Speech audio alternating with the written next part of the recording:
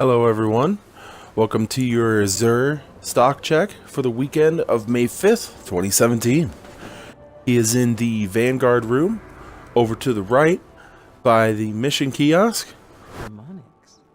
Let's go see what he's got on offer, shall we? Alright, starting from the bottom, we have the normal stuff. We have the exotic shard for 7 strange coins, the mode of light for 2 strange coins, glass needles for a whole assortment of stuff.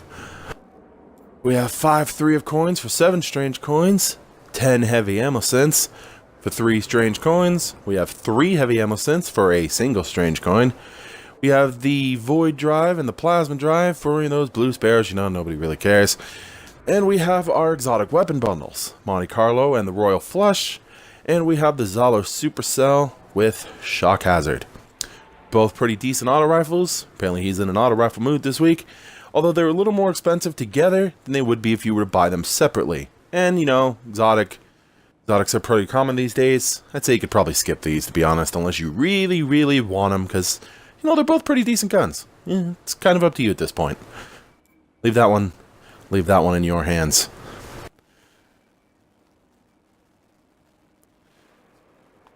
And on the top row, we've got Legacy Engram. Heavy weapons. I'm sure you guys know the deal. Finishing out that Year 1 collection. You need something to round it out. There you go. Otherwise, yeah, don't even bother. Save your coins. Alright, Titans. We have a pretty decently rolled Twilight Garrison this week. We have Intellect and Discipline, Special Ammo, or Heavy Ammo. And then we have Void Recovery, or Void Armor. Your main bonus, Tactical Air Support, gives you essentially a mid-air shade step. Can take your Titan skating to the next level once you get the timing down. It's really only good use in PvE, PvP, is where this thing tends to be a little more useful. You're in a firefight, you're kind of losing, you need to throw somebody for a loop, or you're already getting shot in midair.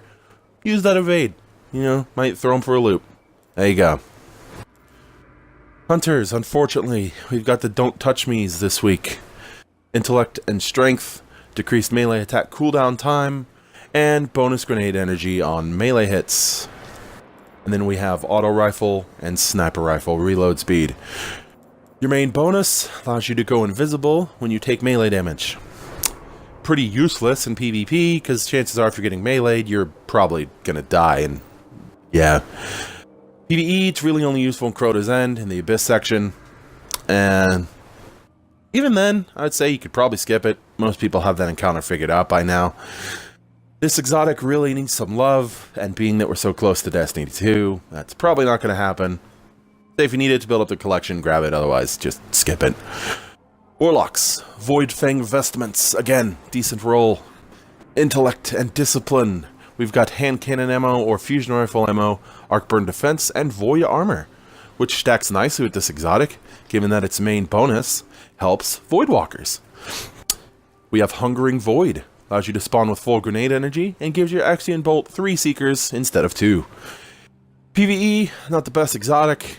Yeah, Axion Bolts are kind of one of the weakest Warlock grenades for PvE, and you're not dying that often, so spawning with the grenade energy's not that useful. PvP, however, you're dying pretty often, so spawning with that grenade energy and having that ready every single time you spawn is pretty good. And Axion Bolts themselves are pretty good for flushing out campers, finishing off somebody who's running away from a fight and got around that corner. We've all been there. Pretty useless, or not useless, I apologize, useful in PvP. Useful in PvP. I'd say if you don't already have this is probably a good week to pick it up. It's a pretty decent roll, and who knows when this will come around again. It might be here next week, it might not be here for 2 weeks, who knows.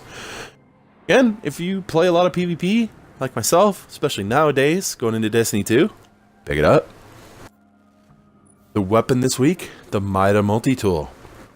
This weapon, oh boy.